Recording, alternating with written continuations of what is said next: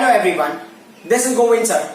Welcome back to lecture number 19, continuation of 4th chapter, magnetic effect of electric current. Today we are going to solve some specific numerical. उसको करने से पहले हमें कुछ basic चीजें समझनी होगी. रिलेशन बिटवीन मासेस और proton, alpha particle and neutron, उनके मासेस का क्या रिलेशन है, देन उनके चार्जेस के बीच में क्या रिलेशन है. तो आपको अगर समझना है तो समझने के हिसाब से हम यहां देख लेते हैं कि प्रोटॉन क्या होता है. तो बेसिकली ना हम ले रहे हैं प्रोटॉन और न्यूट्रॉन, ये आइसोटोप्स हो गया हाइड्रोजन के. तो प्रोटॉन होगा 1h1, न्यूट्रॉन होता है एक्चुअल में 1h2. ठीक है. अब क्या फर्क पड़ता है यहाँ पे. अच्छा, अल्फा पार्टिकल ले लेते हैं, फिर देखते हैं क्या फर्क पड़ता है. हमने ले लिया अल्फा पार्टिकल. अल्फा पार्टिकल क्या होता है, ये हीलियम होता है 2He4. तो यहाँ पे जो ये इंफॉर्मेशन, मान लो अगर कोई एलिमेंट आपने एक्स ले लिया, यहाँ पे Z है और ये A है, ये एक्चुअल में रिप्रेजेंट करता है ये एटॉमिक नंबर. एटॉमिक नंबर यहाँ पे ना चार्ज के रिलेशन को बताएगा. जब आप इनको कंपेयर करोगे तो you are actually comparing charge. जब मैं इस वैल्यू को इससे कंपेयर करोगे, इससे कंपेयर करोगे, तो यू आर कंपेयरिंग चार्ज. तो यहाँ पे आप चार्ज का कंपेरिजन होगा. ये एक्चुअल A होता है मास नंबर. जब आप ना इस वैल्यू को इससे कंपेयर करोगे, इससे कंपेयर करोगे, तो एक्चुअली यू आर कंपेयरिंग मास. ठीक है, ये पॉइंट हमारा क्लियर होना चाहिए. तो अब हम आ जाते हैं. तो हम क्या करते हैं, जो सबसे हैवीएस्ट एलिमेंट इसमें से पार्टिकल होगा उसको ले लेते हैं. तो alpha is the heaviest one, then neutron होगा, फिर प्रोटॉन होगा. ठीक है. सो अगर हम इन तीनों को कंपेयर, वैसे आप इलेक्ट्रॉन को भी कंपेयर कर सकते हो, बट इलेक्ट्रॉन का जो मास होता है इनके कंपेयर में बहुत कम होता है. तो वो एक पर्टिकुलर वैल्यू के टर्म में रिलेट करना है, तो उस पर्टिकुलर पार्ट में वो इस कंडीशन से रिलेट नहीं होगा. प्रोटॉन का मास होता है 1835 times the mass of you can say electron. So 1000 time का डिफरेंस होता है. यहाँ पे 1 2 3 4 ऐसे टाइम का डिफरेंस होगा. देखते हैं अभी. तो इसमें तो सबसे हैवीएस्ट है वो है अल्फा पार्टिकल. तो हमने यहाँ पे ले लिया अल्फा. अब अल्फा को हम रिलेट करें किसके साथ में, प्रोटॉन के साथ में रिलेट करें. तो प्रोटॉन हो गया यहाँ पे 1h1. अल्फा जो पार्टिकल होगा ये क्या होगा, 2He4 हो गया. बराबर. अब क्या करना है कि प्रोटॉन वाले वैल्यू में ना हमने क्या किया, ये तो जो चार्ज वाली वैल्यू है, यहाँ पे 1 और यहाँ पे 2 है. तो हीलियम के इक्विवेलेंट चार्ज होने के लिए क्या करना पड़ेगा, यहाँ पे हमें 2 से मल्टीप्लाई करना पड़ेगा. अब देखो यहाँ पे मास का कितने का डिफरेंस है, 4 टाइम्स का डिफरेंस है. तो अगर आप प्रोटॉन के मास में 4 से मल्टीप्लाई कर दोगे तो यहाँ पे 2 हो जाएगा, यहाँ पे 4. तो हीलियम के सिमिलर होगा, अल्फा के सिमिलर होगा. तो इसका मतलब क्या हो गया कि when I am relating mass of alpha and charge of alpha, किससे आप रिलेट कर रहे हो, मास ऑफ प्रोटॉन और चार्ज ऑफ प्रोटॉन से. तो व्हाट आर वी फाइंडिंग कि प्रोटॉन के मास में अगर 4 से मल्टीप्लाई करते हो तो अल्फा का मास मिलेगा. ठीक है. और प्रोटॉन के चार्ज में अगर 2 से मल्टीप्लाई कर देते हो तो अल्फा का चार्ज मिलेगा. एक पहला पॉइंट हो गया. अब हम क्या करते हैं, अल्फा पार्टिकल और न्यूट्रॉन को भी रिलेट करके देख लेते हैं. Alpha and neutron. ठीक है. अल्फा एंड न्यूट्रॉन को रिलेट करते हैं तो न्यूट्रॉन क्या होगा, ये 1h2 हो गया, और अल्फा पार्टिकल क्या होगा, 2He4 हो गया. बराबर. अब वापस से देख लेते हैं, यहाँ पे अगर 2 से मल्टीप्लाई करोगे तब ये 2 होगा. यहाँ पे कितने से मल्टीप्लाई, यहाँ पे भी 2 से मल्टीप्लाई. तो अब देखो ना, मास को भी 2 टाइम से रिलेट करना है, चार्ज को भी 2 टाइम से रिलेट करना है. यहाँ पे मास ऑफ अल्फा पार्टिकल अगर मैंने ले लिया और चार्ज ऑफ अल्फा पार्टिकल ले लिया, तो क्या होगा, 2 से मल्टीप्लाई का न्यूट्रॉन के मास में, तो 2 times the neutron of mass of neutron. और यहाँ पे होगा 2 times the charge of neutron. तो आपको ये कंडीशन मिले. ठीक है. अब हम आगे बढ़ जाते हैं.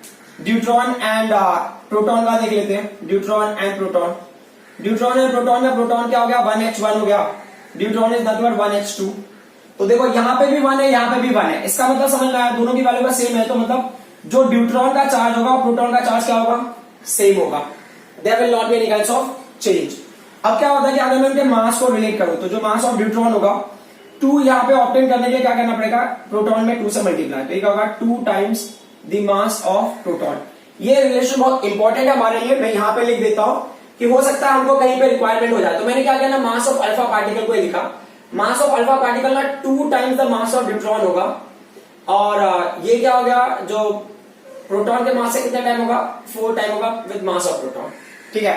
अब हमने चार्ज ऑफ अल्फा पार्टिकल लिया. Charge of alpha particle is what, 2 times the charge of neutron. आप यहां पे चेक कर सकते हो. And 2 times the charge of proton. ठीक है. 2 times the charge of proton. तो ये आपने ये रिलेट कर दिया. ये इक्वेशन बहुत इंपॉर्टेंट है हमारे लिए. अब क्या करना है, न्यूट्रॉन का निकालना है हमको प्रोटॉन के साथ में. तो जो मास ऑफ जो न्यूट्रॉन होता है वो क्या होता है, 2 times the mass of proton होता है. और जो चार्ज ऑफ न्यूट्रॉन है और जो चार्ज ऑफ प्रोटॉन है, दोनों क्या होंगे, इक्वल होंगे. बात समझ में आई. ठीक है. तो ये चीजें हमको, ये इंफॉर्मेशन में याद रखना जो क्वेश्चन हम अभी सॉल्व करेंगे उनके लिए. क्वेश्चन में बोल रहे हैं, an alpha particle and a proton moving with the same speed alpha particle और प्रोटॉन सेम स्पीड से मूव कर रहे हैं, ठीक है। अच्छा, यहाँ पे जो हम फॉर्मूले यूज करेंगे ना, ये ना परपेंडिकुलर वाला, अगर आपको याद होगा ना, when charge particle projected at 90 degree और परपेंडिकुलर टू मैग्नेटिक फील्ड, तो उसमें हमें ना रेडियस की वैल्यू क्या मिलती थी, रेडियस की वैल्यू हमें मिलती है mv अपॉन qb। ये हम कैसे निकालते हैं, मैं फॉर्मूला जस्ट थोड़ा सा डिस्कस कर लेता हूं। जब चार्ज पार्टिकल को आप मैग्नेटिक फील्ड के अंदर प्रोजेक्ट करते हो 90 डिग्री में, ये क्या होता है, qb भी साइन थीटा होता है ना। Magnetic force acting on the charge particle क्या होता है, qb भी sine theta, but sine theta की वैल्यू क्या होगी, 1 हो जाएगी जब आप 90 डिग्री में प्रोजेक्ट करोगे। तो ये क्या हो जाएगा, mv स्क्वायर अपॉन r। यहाँ पे क्या होगा, ये v और ये v की वैल्यू कैंसिल होगी, तो r यहाँ पे mv अपॉन qb, तो r का वैल्यू मिल गया। सिमिलरली हमें टाइम पीरियड मिलता है, क्या मिलता है, 2 पाई m अपॉन क्या मिलता है, qb मिलता है, क्लियर। फिर हमको क्या फ्रीक्वेंसी भी मिलता है, फ्रीक्वेंसी का 1 अपॉन टाइम पीरियड, उसका रेसिप्रोकल, तो क्या होगा ये qb अपॉन 2 पाई m, क्लियर। और काइनेटिक एनर्जी वगैरह की रिक्वायरमेंट होगी तो देन विल सी कि कब कौन सी वैल्यूज हमें किसके अकॉर्डिंगली पुट करनी है, ठीक है। सो अगर काइनेटिक एनर्जी का पूछा है तो हम यहां से इक्वेशन वगैरह को यूज कर सकते हैं, बराबर ना। तो अब अगर क्वेश्चन में समझो कि आप v की वैल्यू यहां से यूज कर सकते हो if you need it. So question क्या दिया इन्होंने, क्वेश्चन है an alpha particle and proton move with the same speed. Alpha particle और प्रोटॉन का स्पीड सेम है, तो speed of alpha particle and speed of proton same है, उनकी वैल्यू को हमने क्या ले लिया, v ले लिया। Enters the same magnetic field, same magnetic field मतलब ना जो मैग्नेटिक फील्ड अल्फा के लिए होगा, जो मैग्नेटिक फील्ड प्रोटॉन के लिए सेम होगा। देखो ये मैं इसलिए लिख रहा हूं ताकि आप समझ जाओ कि ना आपको ये क्या यूनिफॉर्म है ना, थोड़ा आइडिया मिल जाएगा, इक्वेशन बनाने के लिए हमको हेल्प मिलेगा। Enters the same magnetic field region at the right angles to direction of magnetic field, तो थीटा का वैल्यू क्या है, 90 है, दोनों के लिए 90 डिग्री है। तो मतलब 90 डिग्री इसका मतलब क्या हो गया कि आपको सर्कुलर मोशन मिलेगा, मतलब ये इक्वेशन फॉलो करना पड़ेगा हमको। Show the trajectory followed by the two particles in the region of magnetic field. Show the trajectory मतलब ना ये डायग्राम दिखाना आपको, ये डायग्राम फॉलो करना, इसको कंप्लीट करना हमको। फिर आगे क्या दिया इन्होंने, find the ratio, find the ratio of the radius of the circular path. आपको ना रेडियस का रेशियो निकालना है, तो रेडियस के लिए कौन सा फॉर्मूला हो गया, mv अपॉन qb, ठीक है।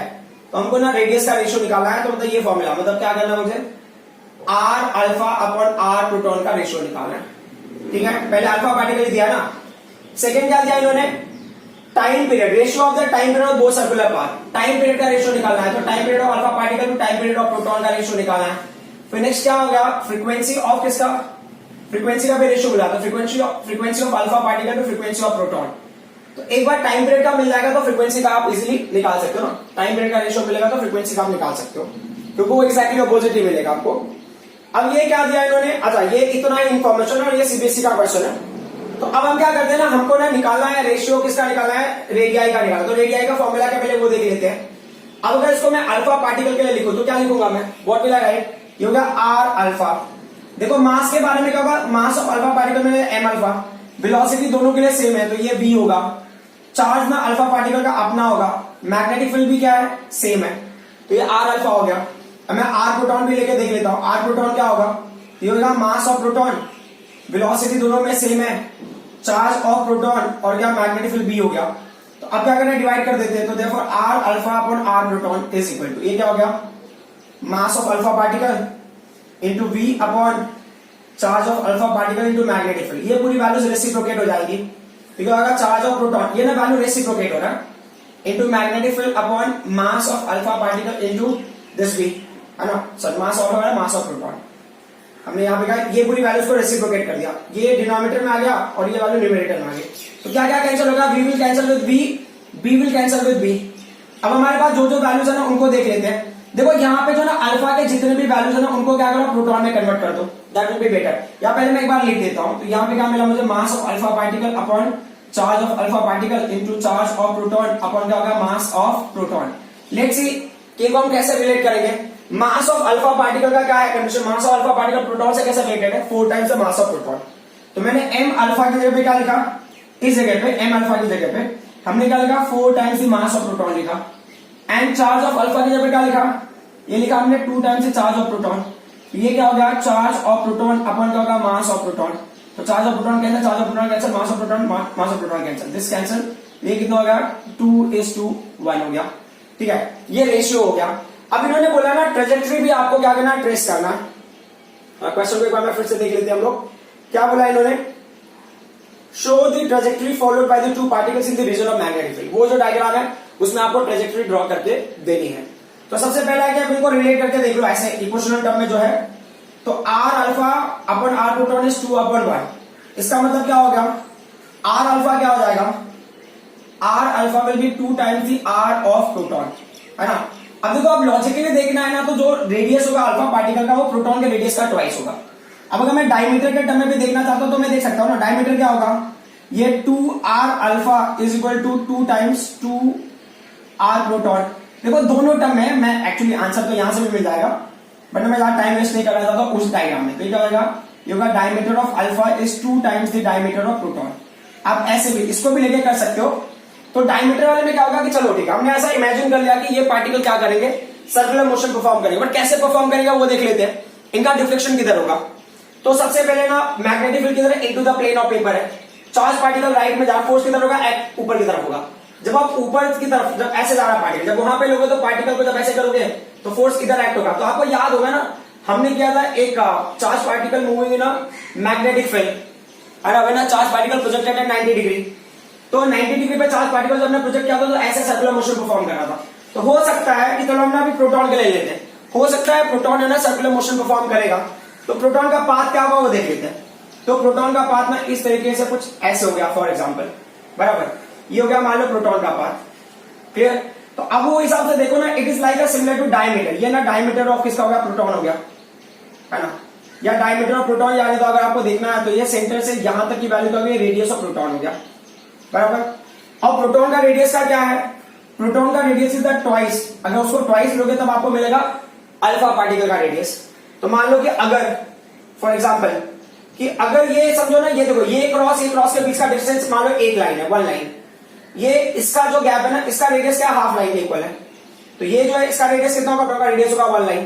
तो अगर ये 1 लाइन रेडियस होगा, उसका डायमीटर वाला जो कंडीशन कुछ ऐसा आएगा, या आप डायमीटर के हिसाब से ले लो।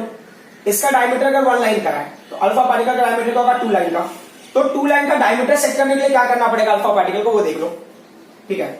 ये देखो इसका ये किसका रेडियस हो गया, अब ध्यान से देखो ना तो आपको समझ में आ जाएगा। ये पाथ के लिए सेंटर ये हो गया, this is the centre for this path. ये क्या होगा, it's a radius of proton, ये प्रोटॉन के लिए रेडियस हो गया, गॉट इट। अब हम क्या करते हैं ना, अल्फा पार्टिकल के लिए उसी चीज को ले लेते हैं।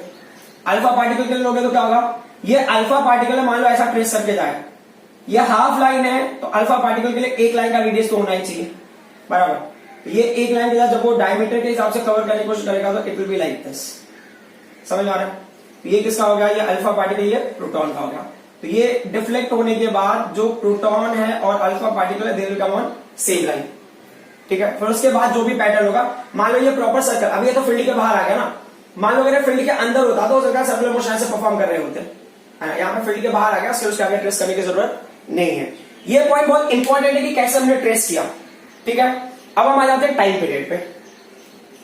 तो टाइम पीरियड के लिए क्या कंडीशन है, तो टाइम पीरियड के लिए ये देख लो आप, टाइम पीरियड का फॉर्मूला है। तो अगर मैं किसके लिए time period I am taking for the alpha particle, तो अल्फा पार्टिकल का टाइम पीरियड क्या होगा, 2 will be 2, pi will be pi and m will be what, mass of alpha particle upon charge of alpha particle into magnetic field. इसको मैंने divide किया था, मैंने directly लिख रहा हूं क्योंकि आपको रेशियो निकालना ना। प्रोटॉन के लिए करोगे तो क्या होगा, टाइम पीरियड फॉर प्रोटॉन। तो जब प्रोटॉन के लिए लिखोगे तो ये न्यूमरेटर वैल्यू कितना आएगा, डिनोमिनेटर में आएगा, और बाकी ये रिवर्स हो जाएगा ना, रेसिप्रोकेट। क्या होगा, 2 times mass of proton, numerator का charge of proton into magnetic field. अब क्या क्या कैंसिल होगा वो देख लेते हैं। यहाँ पे 2 pi will cancel with 2 pi, b will cancel with b। So अब रेशियोज में क्या क्या बचा है, तो देखो यहाँ पे ना आप अगर देखोगे ना, ये वैल्यू क्या मिला, m alpha, q alpha, qp and mp। तो बेसिकली मिला जुला करके आपको क्या मिला, सेम रेशियो मिलेगा, दैट इज व्हाट 2:1, करेक्ट। आप कैंसिलेशन वगैरह ऐसे ही होगा। अगर मान लो फ्रीक्वेंसी का रेशियो ले लो तो क्या होता है, frequency is the reciprocal of time period. तो क्या होगा, frequency of alpha particle to frequency of proton अगर आप लेते हो तो वो वैल्यू का होगा रेसिप्रोकेट हो जाएगा, ठीक है, 1:2 हो गया। Is that clear. ये वाला पॉइंट आपके समझने के लिए जरूरी है। बस इतना समझ लो कि अगर ये मैंने मान लिया कि एक लाइन के गैप के इतना मैंने रेडियस इसका डायमीटर लिया, तो इसका डायमीटर 2 लाइन के इक्वल होगा अल्फा पार्टिकल का, है ना, यहाँ पे। या आप रेडियस के टर्म में ले लो, इसका रेडियस अगर 1 लाइन हाफ लाइन का है तो इसका रेडियस एटलीस्ट 1 लाइन का होगा। तो उस हिसाब से क्या होगा, ये 1 लाइन का रेडियस होगा तो डायमीटर ऑलमोस्ट 2 लाइन का। तो उस तरीके से आप ग्राफ प्लॉट कर सकते हो या वो डायग्राम प्लॉट कर सकते हो। Now we'll come to the next question. A proton and alpha particle at right angle in a uniform magnetic field, intensity B. मतलब थीटा का वैल्यू 90 डिग्री है, यूनिफॉर्म मैग्नेटिक फील्ड है, मतलब जो ना बी फॉर किसके लिए इन्होंने दिया है, प्रोटॉन एंड अल्फा पार्टिकल, मतलब जो मैग्नेटिक फील्ड प्रोटॉन एक्सपीरियंस करेगा, मैग्नेटिक फील्ड जो अल्फा एक्सपीरियंस करेगा, दैट विल बी सेम. ठीक है. फिर क्या दिया है, calculate the ratio of the radii of their path. आपको ना रेशियो कैलकुलेट करना है किसका, रेडियाई का, मतलब प्रोटॉन टू अल्फा पार्टिकल का आपको रेशियो का, ये रेडियस का रेशियो निकालना है. अब क्वेश्चन में क्या है, when they enter the field with the same momentum. मान लो जो पहला पॉइंट है, फर्स्ट पॉइंट क्या है, they enter the field with the same momentum, मतलब जो मोमेंटम प्रोटॉन का है और जो मोमेंटम अल्फा पार्टिकल का है, that is same equal to P. ये मोमेंटम हो गया, करेक्ट. ये फर्स्ट कंडीशन. तो फर्स्ट कंडीशन, जब ये कंडीशन है तब आपको रेडियाई निकालना है. सेकेंड कंडीशन क्या है इन्होंने, सेकेंड कंडीशन दिया है इन्होंने सेम काइनेटिक एनर्जी, मतलब जो काइनेटिक एनर्जी प्रोटॉन का है, अगर वही काइनेटिक एनर्जी अल्फा पार्टिकल का होगा, मतलब दैट इज इक्वल टू के. तो क्या क्राइटेरिया होगा, बराबर. तो हम पहले ना सबसे पहले वाले पार्ट के लिए सिंप्लीफाई करते हैं. तो रेडियस का जनरल फॉर्मूला क्या होगा, रेडियस का जनरल फॉर्मूला होगा यहाँ पे देखो एमवी अपॉन क्यूबी. बट इन्होंने बोला ना मोमेंटम के बारे में, दे हैव मेंशन मोमेंटम पी. यहाँ पे क्या होगा, एमवी को आप हटा के क्या कर सकते हो, मोमेंटम लिख सकते हो. तो ये क्या होगा, पी हो जाएगा, ये क्यूबी हो जाएगा, करेक्ट. अब हम ले लेते हैं दोनों के हिसाब से. तो आर फॉर किसका होगा, प्रोटॉन, इज इक्वल टू क्या होगा, मोमेंटम दोनों का सेम है तो पी रहेगा. Charge of proton, magnetic field भी सेम है. फिर क्या होगा, radius of alpha particle, momentum same है, charge of alpha particle into magnetic field, correct. अब क्या करना है, इनको अपना रेशियो निकाल लो. तो देखो बहुत सिंपल सा रेशियो में, इतना कॉम्प्लिकेशन तो है नहीं. क्या करना है, इनको डिवाइड कर दो. तो प्रोटॉन के रेशियो को हमने क्या किया, अल्फा पार्टिकल के रेशियो से डिवाइड कर दिया. तो अब ये वैल्यू क्या होगा, ये प्रोटॉन अपॉन क्या होगा, charge of proton into magnetic field. अब अगर इस वैल्यू को डिवाइड करोगे इससे, तो ये रेसिप्रोकेट हो जाएगा. चलो ठीक है, ऐसे एक स्टेप बढ़ा देता हूं, कोई इशू नहीं है. P upon Q for alpha into B, तो क्या होगा, P upon Q proton into magnetic field into ये पूरी वैल्यू रेसिप्रोकेट हो जाएगी. तो Q alpha into B upon क्या होगा, प्रोटॉन. क्या होगा इसमें, proton will cancel with proton, magnetic field will cancel with this one. तो अब क्या दिख रहा है आपको, charge of alpha particle to charge of proton. तो charge of alpha particle to charge of proton. अब प्रॉब्लम क्या है, अल्फा पार्टिकल का चार्ज क्या है, 2 times the charge of proton upon charge of proton. Cancellation का वैल्यू कितनी हो गई, 2:1 हो जाएगी. ठीक है, आई होप ये बात आपको समझ में आई होगी. अब हमारा आता है ना काइनेटिक एनर्जी वाले पार्ट पे. ठीक है, अब आ जाए काइनेटिक एनर्जी वाले पार्ट पे. तो काइनेटिक एनर्जी वाले पार्ट पे क्या है, ये रब कर देता हूं मैं. चलो ठीक है, एक काम करता हूं मैं, ये यहां पे ले लेते हैं काइनेटिक एनर्जी का. तो काइनेटिक एनर्जी वाले पार्ट में क्या था, देखो आप वापस से रेडियस का ही आपको निकालना है, बराबर. अब ये बोल रहे हैं कि आर की वैल्यू अगर आपने लिया ना, तो ये सेकंड वाले पार्ट के लिए रेडियस है हमारे पास, आर इज इक्वल टू क्या है, ये एम वी अपॉन क्यूबी है. अब इसमें सारी चीजों पे ठीक है, हमको ना वेलोसिटी के बारे में नहीं पता है, तो क्या करना है हमको, हम लिखते हैं काइनेटिक एनर्जी. काइनेटिक एनर्जी का फॉर्मूला क्या है, काइनेटिक एनर्जी का formula half M V square, क्योंकि काइनेटिक एनर्जी सेम है ना. तो काइनेटिक एनर्जी सेम है प्रोटॉन के लिए, अल्फा पार्टिकल दोनों के लिए. तो हम क्या करते हैं ना, ट्राई करते हैं वेलोसिटी को काइनेटिक एनर्जी से रिलेट करने के लिए. तो वी स्क्वायर का वैल्यू क्या होगा, ये 2 हो गया, के हो गया अपॉन एम हो गया. तो वी होगा अंडर रूट हो जाएगा, under root of 2k by M. Clear, ये बात समझ में आ रही है. 2 will multiply with k and divide by m and उसका रूट ले लिया हमने. तो इस वैल्यू को हम क्या करते हैं, यहां पुट कर देते हैं. तो r की वैल्यू क्या हो जाएगी, तो r इज इक्वल टू ये m हो गया अपॉन क्यूबी हो गया. ठीक है, अंडर रूट ऑफ क्या है, 2k अपॉन m. अब क्या है इस केस में, r की वैल्यू को r ही रहने दिया हमने. यहां पे क्या, अपॉन क्यूबी को हमने ऐसे रहने दिया बाहर. अंडर रूट ऑफ क्या हो जाएगा वो देख लेते हैं. तो ये m अगर अंदर चला गया तो क्या होगा, 2k हो गया, ये m स्क्वायर हो गया अपॉन क्या, ये m है, तो ये m और m कैंसिल हो गया. तो अब ना रूट सिर्फ न्यूमरेटर में बच गया, तो रूट इज ओनली न्यूमरेटर. तो क्या होगा, under root of 2k into m, या m इंटू k जैसे भी लेना है, अपॉन क्या होगा, ये क्यूबी हो गया. ये क्या होगा, दिस इज द रेडियाई का formula in terms of kinetic energy. ठीक है, अब रब कर देते हैं. तो ये स्पेस है, यहां पे कोशिश करते हैं सिंप्लीफाई करने के लिए. ठीक है, सो अब क्वेश्चन में क्या बोला इन्होंने, अब इसको हम ना अल्फा पार्टिकल और प्रोटॉन दोनों के लिए लेंगे. तो किसका ratio, proton to alpha particle. तो हमने क्या किया, पहले तो हम लिख रहे हैं यहाँ पे प्रोटॉन के लिए, बराबर. आर फॉर प्रोटॉन के लिए क्या होगा, अगर इस इक्वेशन को लिख रहे हैं तो ये अंडर रूट हो गया, ये 2 हो गया. काइनेटिक एनर्जी तो सेम होगी, बराबर. फिर क्या होगा, मास क्या हो गया, मास ऑफ प्रोटॉन हो जाएगा अपॉन ये क्या है, चार्ज ऑफ प्रोटॉन हो गया इंटू मैग्नेटिक फील्ड बी हो गया। अब उसको अगले पॉइंट पे ले लेते हैं हम लोग, आर फॉर अल्फा पार्टिकल, ठीक है, अंडर रूट ऑफ ये 2 टाइम्स काइनेटिक एनर्जी सेम हो गया, mass of alpha particle upon charge of alpha particle into B. Values को क्या करना, अभी डिवाइड करेंगे तो क्या हो गया, radius of proton to radius of alpha particle. Proton की वैल्यू क्या है, ये अंडर रूट है 2 है, के है, मास ऑफ प्रोटॉन है, अपॉन चार्ज ऑफ प्रोटॉन है, इंटू इसको रेसिप्रोकेट कर देंगे। रेसिप्रोकेट करोगे तो क्या होगा, ये क्यूब अल्फा हो गया, ये बी हो गया, अपॉन ये वैल्यू रेसिप्रोकेट हुई तो क्या होगा, अंडर रूट ऑफ क्या मिला, 2 kinetic energy mass of alpha particle. अभी देखते क्या क्या कैंसिल हो जाएगा, magnetic field will get cancel, 2 will get cancel, kinetic energy will get cancel. So what are left, देखते हैं रूट में जो वैल्यूज बची होगी, तो रूट में मास ऑफ प्रोटॉन बचा है, यहाँ पे रूट में क्या है, मास ऑफ अल्फा पार्टिकल बचा है, इनटू यहाँ पे क्या हो गया, charge of alpha particle to charge of proton. अब हम ना देखते हैं, वैल्यूज पुट करके देख लेते हैं। As per be remember mass of proton का हमने एमपी लिखा है, but mass of alpha particle क्या है, 4 एमपी हो गया, करेक्ट, इनटू चार्ज ऑफ जो अल्फा पार्टिकल है वो क्या है, चार्ज ऑफ अल्फा पार्टिकल है वो 2 times the charge of proton हो गया, और ये चार्ज ऑफ प्रोटॉन तो चार्ज ऑफ प्रोटॉन ही रहेगा, QP QP cancel, MP MP cancel. तो अगर आप ध्यान से देखोगे तो ये वैल्यू क्या हो जाएगा, ये हो गया 2, ये तो 2 ही था ना, 1/4 है तो वो भी क्या होगा 2 हो गया, तो क्या होगा 1:1। बात समझ में आई, मतलब प्रोटॉन से अल्फा पार्टिकल का रेशियो हमको मिल गया। अब हम आ जाते हैं नेक्स्ट क्वेश्चन पे। ये क्वेश्चन ना अगेन वेरी लॉजिकल, इनके ऊपर ही बेस्ड है, इसी कॉन्सेप्ट से लिंक्ड है। क्वेश्चन में क्या दिया है, अ प्रोटॉन और deuteron and alpha particle are accelerated having same kinetic energy, ठीक है। तो मतलब जो अल्फा पार्टिकल की काइनेटिक एनर्जी है, पहला क्या दिया उन्होंने, पहले दिया प्रोटॉन दिया, फिर बोल रहे काइनेटिक एनर्जी जो ड्यूट्रॉन का होगा, फिर काइनेटिक एनर्जी जो अल्फा पार्टिकल का है, ये सबका काइनेटिक एनर्जी सेम है और accelerated through same kinetic energy that is key are allowed to pass through uniform magnetic field perpendicular to their motion. मतलब थीटा का वैल्यू क्या होगा, ये 90 हो गया, तो बाकी स्टोरीज तो क्लियर है। फिर क्या बोले इन्होंने, compare the radius of the circular paths.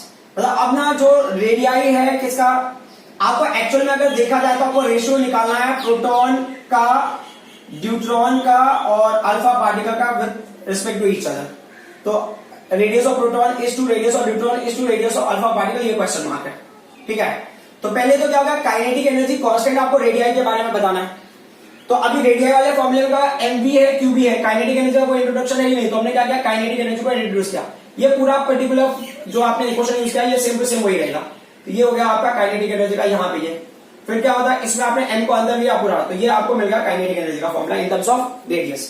अब इसमें किसको रिलेट करना है हमको, प्रोटॉन को ड्यूट्रॉन के साथ में रिलेट करना है, फिर प्रोटॉन को अल्फा पार्टिकल, मतलब कोई एक पर्टिकुलर वैल्यू ना उसको कांस्टेंट रखो। तो प्रोटॉन का अल्फा पार्टिकल से जो रेशियो है ना वो हमने यहाँ पे निकाल लिया, एक हिसाब से देखो तो हमने यहाँ पे निकाल लिया। अब कौन सा रेशियो बच गया, प्रोटॉन टू ड्यूट्रॉन का रेशियो बच गया, तो उसको यहाँ पे सॉल्व कर लेते हैं। तो ये क्या होगा, रेडियाई ऑफ क्या होगा, proton to radii of deuteron, ठीक है। तो अब यहाँ पे ना आपने हमने यहाँ पे प्रोटॉन का लिखा है, अल्फा पार्टिकल का लिखा है, ड्यूट्रॉन का नहीं लिखा। चलो ठीक है, प्रोटॉन का हम लिख लेते हैं क्या है, प्रोटॉन का जो है वो नोट कर लेते हैं, ड्यूट्रॉन का नोट नहीं किया हमने।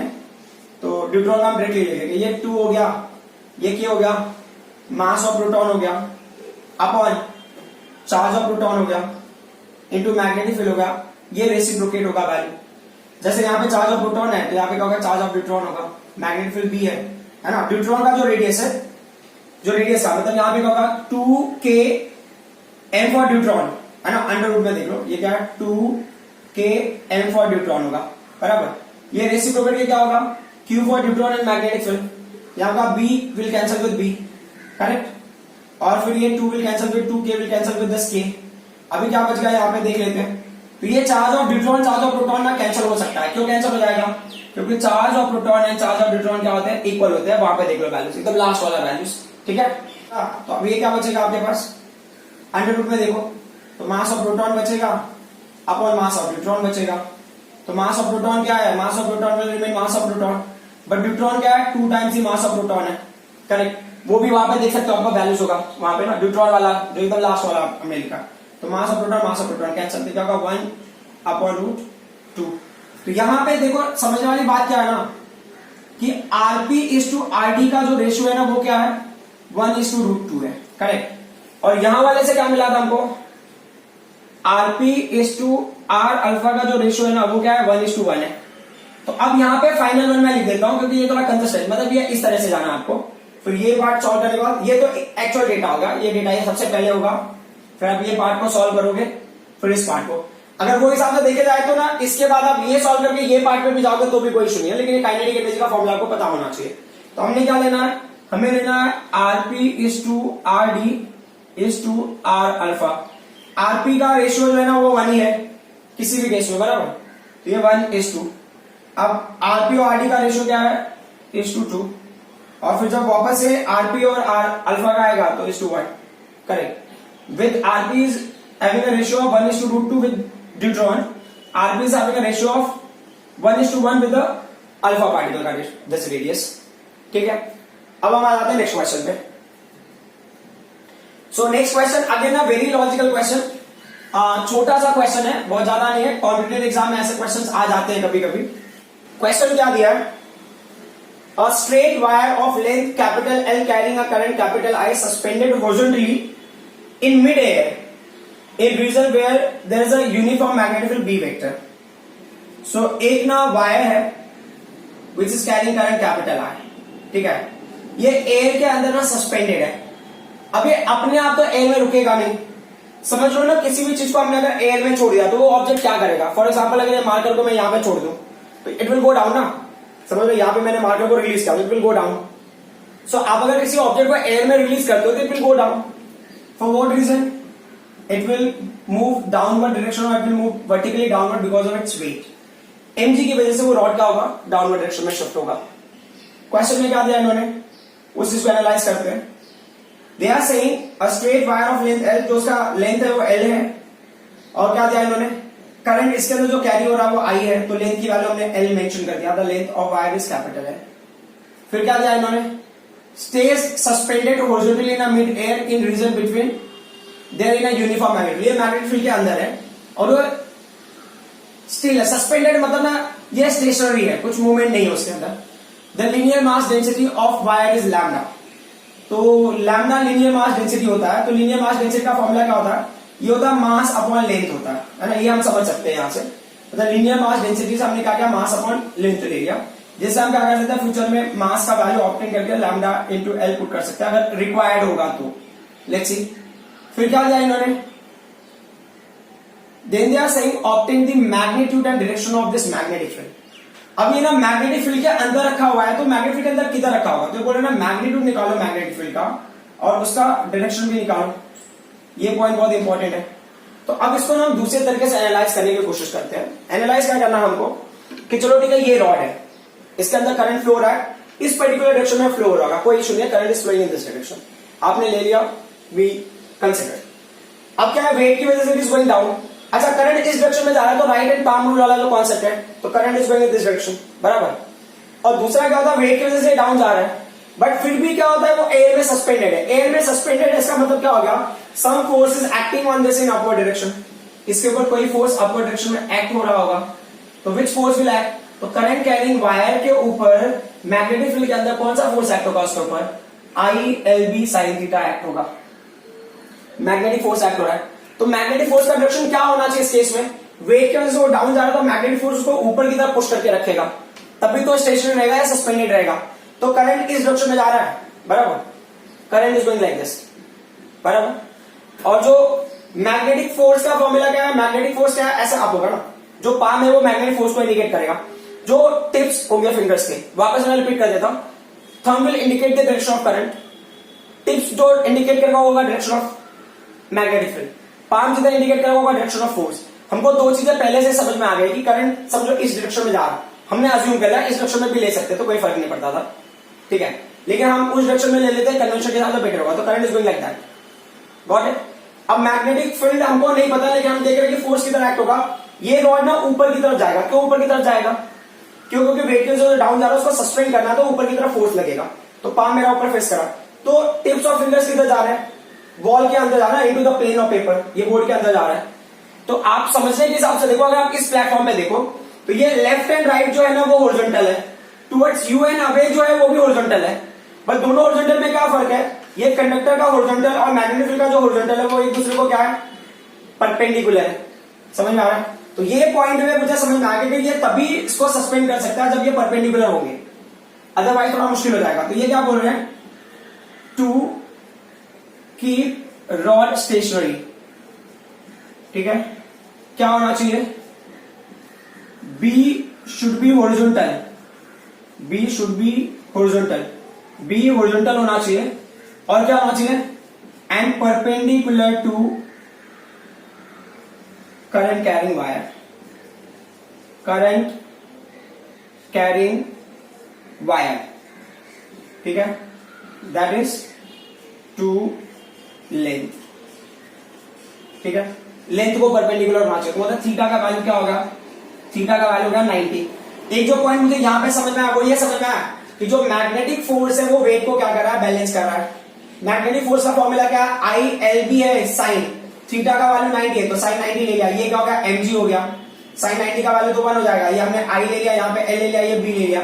जो स्मॉल m का फॉर्मूला क्या होगा, क्वेश्चन में लीनियर मास डेंसिटी दिया हुआ है, तो स्मॉल m की जगह पे ये वैल्यू पुट कर देंगे, तो होगा लैम्डा इनटू एल हो गया, L will cancel with L, correct. अच्छा ये जी को मैं भूल गया, ठीक है। अब बी का वैल्यू क्या होगा मैग्नेटिक फील्ड, तो लैम्डा इनटू जी अपॉन क्या होगा, capital I. So this the amount of magnetic field which is going to act on this to hold it stationary or to make it suspended in air। समझ में आई बात। अब हमें आते हैं दूसरे क्वेश्चन पे। ये क्वेश्चन भी थोड़ा इंटरेस्टिंग है। ये क्या बोल रहे हैं, a wire of length L is bent round in a form of coil having an turns.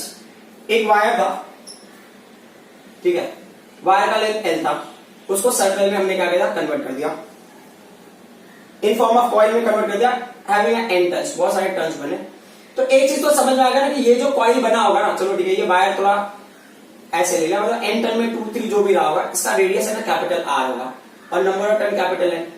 तो ये क्या होगा, जो लेंथ होता है ना, लेंथ, ये जो लेंथ ऑफ वायर है ना वो किसके इक्वल होगा, सर्कमफेरेंस के इक्वल होगा, सर्कमफेरेंस,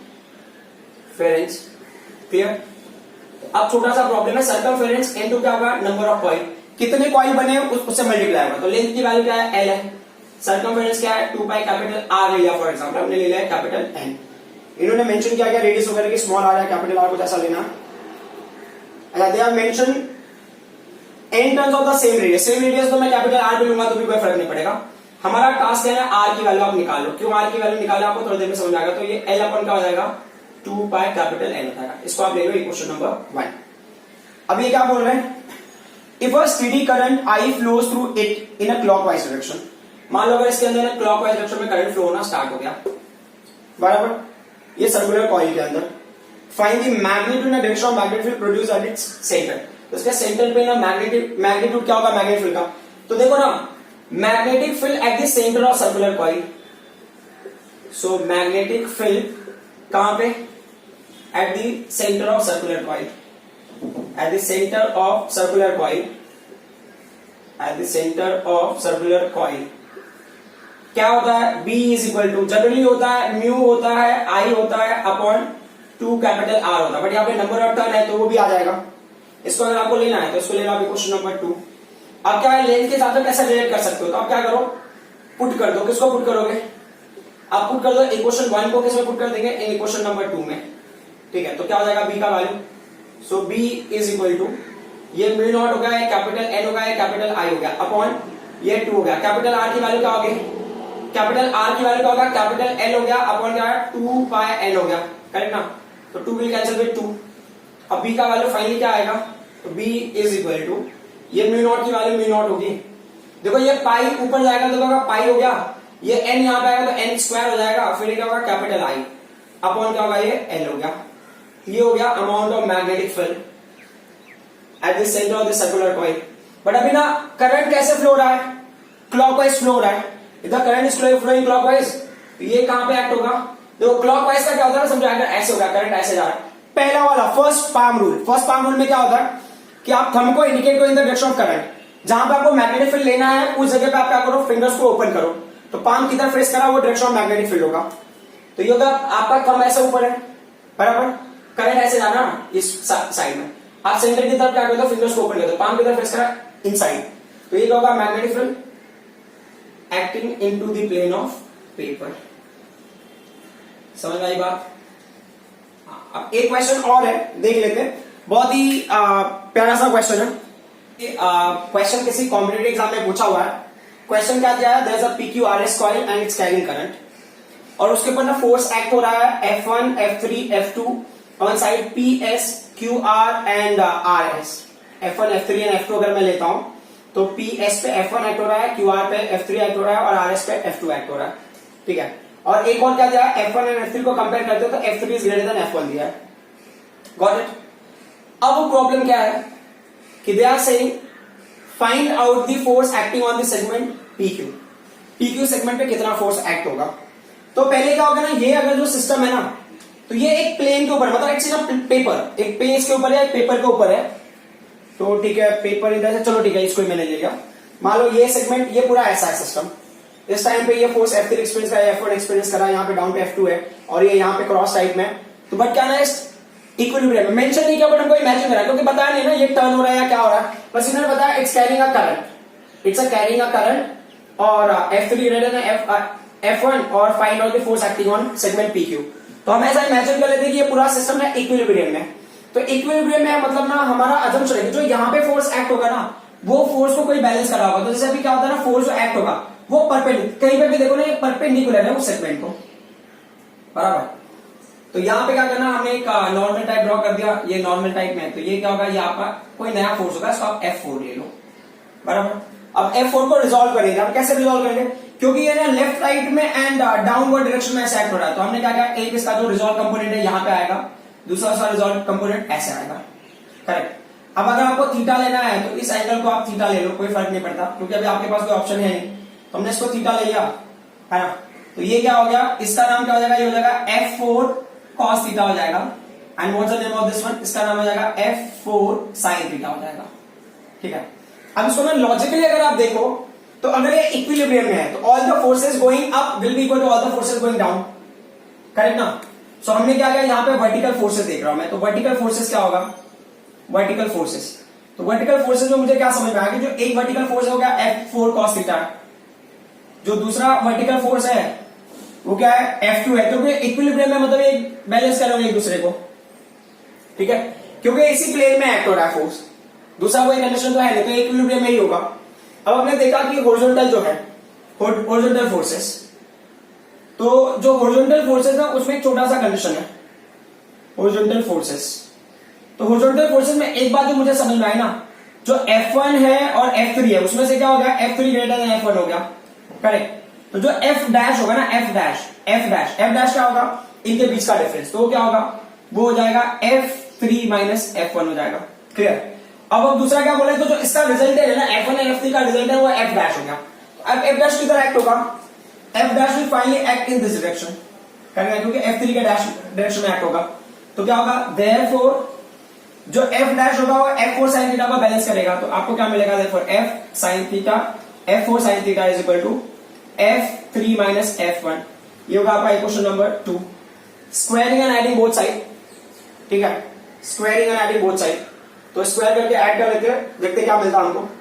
तो हमको यहां पे मिला F4 square cos square theta, correct. दूसरी वैल्यू क्या मिली, F4 square sin square theta is equal to, ये वैल्यू क्या हो गया, it's F2 square plus what about this one, ये F3 एंड F1 है, एक वन वैल्यू हो गया, तो इसका whole square. Is that clear. अभी क्या कह रहे हैं कि अगर आप यहां पे F4 स्क्वायर को कॉमन ले लो तो ब्रैकेट में क्या मिलेगा आपको, cos स्क्वायर थीटा प्लस क्या मिलेगा, sin square theta is equal to क्या होगा, ये F2 स्क्वायर प्लस क्या होगा ब्रैकेट में F3 माइनस F1 स्क्वायर। तो अब क्या होगा, ये जो वैल्यू होगा ये 1 हो जाएगा। तो क्या मिला आपको, F4 स्क्वायर। अब ये पूरी वैल्यूज है, क्या मिला आपको, F2 स्क्वायर प्लस क्या है यहाँ पे F3 माइनस क्या होगा, F1 का स्क्वायर।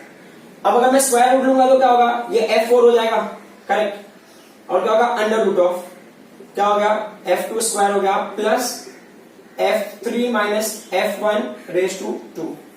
मतलब क्या हो गया कि अगर मुझे ना F1, F2, F3 का वैल्यू पता होगा तो मैं F4 का वैल्यू क्या कर सकता हूं, डिटरमाइन कर सकता हूं। सो ये क्वेश्चन ना स्पेसिफिक टाइप ऑफ क्वेश्चंस थे, इतने कॉम्प्लिकेटेड नहीं थे, बट क्या होता है एग्जाम में आ जाते हैं या किसी कॉम्पिटेटिव एग्जाम में आ जाते हैं तो हम बहुत कंफ्यूज हो जाते हैं। सो आई होप जो बिगिनिंग वाले क्वेश्चन थे वो सीबीएसई में कई बार पूछा हुआ है, ये क्वेश्चन सीबीएसई में एक बार भी नहीं पूछा है, सिर्फ कॉम्पिटेटिव एग्जाम में पूछा हुआ है, ठीक है। So I hope whatever I explain you people understood. Thank you very much.